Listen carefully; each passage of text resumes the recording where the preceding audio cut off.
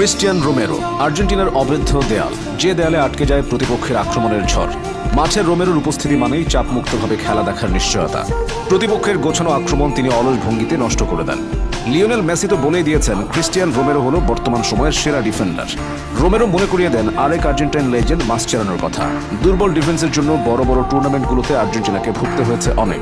মাসচেরানোর অবসরের পরে ডিফেন্সের দুর্দশা আরও বেড়ে যায়। গোল ব্যবধানে এগিয়ে থেকেও সমতা কিংবা পরাজয় নিয়ে মাঠ ছাড়তে হয়েছে শুধুমাত্র ভঙ্গুর ডিফেন্সের কারণে। দুর্বল ডিফেন্স নিয়ে আর্জেন্টিনার বোর্ড থেকে শুরু করে ভক্ত সমর্থকদের হাহাকার যখন চরম সীমায় পৌঁছায়, তখনই জাতীয় দলের রোমেরোর আবির্ভাব। আর্জেন্টিনার ডিফেন্সে রোমেরোর চীনের প্রাচীর হয়ে ওঠার গল্পটা জেনে নেওয়া যাক।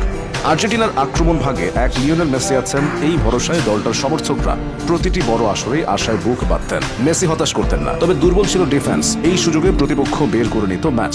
বড় আসরে একরাশ আক্ষেপ আর হতাশা নিয়ে শেষ হতো মিশন। এই আক্ষেপটা 2018 বিশ্বকাপ পর্যন্ত আর্জেন্টিনার সমর্থকদের কাঁদিয়েছে লিওনেল মেসিকে। আর্জেন্টাইন সমর্থকদের দুঃখের সাগরে আনন্দের ভেলা ভাসিয়ে এলেন ক্রিস্টিয়ান রোমেরো। জাভিয়ার মাসচেরানোর রেখে যাওয়া শূন্যস্থান পূরণের প্রতিজ্ঞা করে আর্জেন্টিনার রক্ষণের ভার কাঁধে তুলে নিলেন এই তরুণ। 2018 বিশ্বকাপে রাশিয়া থেকে শোচনীয় পরাজয় নিয়ে ফেরার পর আর্জেন্টিনার দল যখন টালমাটাল, ঠিক তখনই লিওনেল স্কালোনি নিয়ে এলেন রোমেরোকে। দেখতে সাদাসিধে, বাকি 10 জন ডিফেন্ডারের মতো ডাকাবুকো মনোভাব নেই আগ্রাসনের ছোঁয়া, কিন্তু মাঠে নেমেই যেন হয়ে ওঠেন অন্যরকম ভিন্ন দুনিয়ার ফুটবলার। আকাশী সাদাদের ডিফেন্সের রোমেরোর জন্য অদম্য, অসামান্য, দূরতমনীয়। সব মিলিয়ে তার বেস্ট মুড প্রতিপক্ষের গোল খরার অন্যতম কারণ। রোমেরোর উঠে আসা আর্জেন্টিনার যুব দল দিয়ে অনূর্ধ্ব 20 দলের হয়ে 2017 সালে অভিষেক। এরপর দক্ষিণ কোরিয়াতে যুব বিশ্বকাপের মঞ্চে ডাক পেয়েও মূল দলের সুযোগ হয়নি, কিন্তু তাকে চোখের আড়াল করেনি যুব দলের তখনকার কোচ স্কালোনি। এরপর অনূর্ধ্ব 23 দলের ডাক পেয়ে সেখান থেকে সরাসরি চলে আসেন জাতীয় দলের রাডারে। 2021 সালের 3রা জুন বিশ্বকাপ বাছাইয়ের ম্যাচে চীনের বিপক্ষে ম্যাচে মেসিদের সঙ্গে অভিষেক হয় রোমেরোর। অভিষেকেই মাসচেরানোর পজিশন সেন্ট্রাল ডিফেন্ডারের ভূমিকায় তাকে নামিয়ে দেন স্কালোনি। কোচকে হতাশ করেননি। অভিষেকের বছরে 10টি ম্যাচ খেলে ডিফেন্সে নির্ভরতার পরিচয় দেন তিনি। এরপর কোপা আমেরিকার মঞ্চে আর্জেন্টিনার ডিফেন্সের মূল ভূমিকায় ছিলেন 17 নম্বর জার্সিধারী এই তরুণ। আসলে শেষ দিকে চোট নিয়ে খেলে গেছেন। দলকে একেবারে চ্যাম্পিয়ন করে তবে মাঠ সেরেছেন স্কালোনি শিবিরের এই সৈন্য।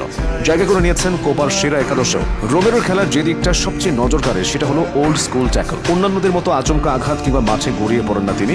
বলে চোখ রেখে ড্রিবলিং এর তালে তালে ওঠানামা করে আচমকা চিলের মতো ছোঁয়া মেরে নিয়ে যান বল। তার এই টেকনিকের কাছে কাতার বিশ্বকাপে ধরা খেয়েছে অনেক দল। এই রোমেরো আবার হয়ে ওঠেন আক্রমণাত্মক। মেসির জন্য জীবন দিতে যে কজন খেলোয়াড় সামনের কাতারে দাঁড়াবেন তাদের একজন রোমেরো।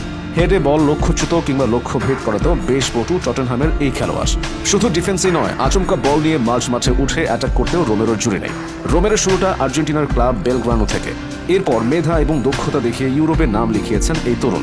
ইতালির ক্লাব জিওনা জুভেন্টাস পেরিয়ে আটলান্টা হয়ে বর্তমানে খেলছেন ইংলিশ ক্লাব টটেনহামে। ক্লাবের হয়ে এখনো কোনো শিরোপা জিততে না পারলেও দেশের হয়ে জিতেছেন বিশ্বকাপ, কোপা আমেরিকা এবং ফিনালিসিমা। যে রক্ষণের জন্য আর্জেন্টিনা বেদনার সাগরে ডুবেছে দীর্ঘ সময়, সে রক্ষণে এখন বয়ে যায় সুসময়ের সুবাতাস।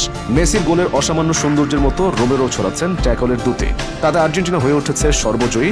রোমেরো হয়ে উঠছেন স্কালোনির অতন্দ্র প্রহরী, যার ডিফেন্সের ভরসায় আর্জেন্টাইনরা পেয়েছে হাসি মুখ।